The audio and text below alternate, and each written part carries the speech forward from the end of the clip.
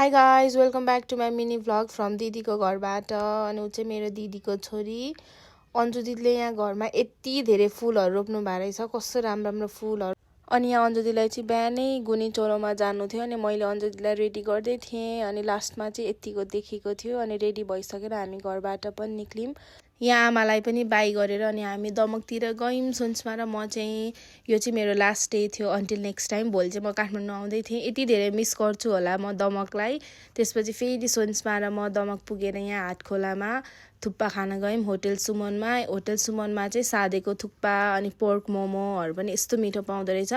अनि त्यो हामी सबैले खायौँ। अनि खाइसकेर हामी सोन्समा र म चाहिँ घर गयौँ। अनि कहिलेदेखि हामी बिहेमा हिँड्दाखेरि मेकअप गरिरहेको थियो नि त, अनि आन्टीले यहाँ क्लिजिङ पनि गर्दै हुनुहुन्थ्यो। यस्तो रिलिफ फिल भइरहेको थियो। त्यसपछि हामी गयौँ गीता दिदीको घरमा। आज गीता दिदीले चाहिँ डिनर गर्न बोलाउनु भएको थियो। उहाँ चाहिँ गीता दिदीको मम्मी, यस्तो मिठो अचार बनाउनु भयो। अनि सबैलाई बाई गरेर हामी घर गयौँ। Thank you guys for watching my video. By.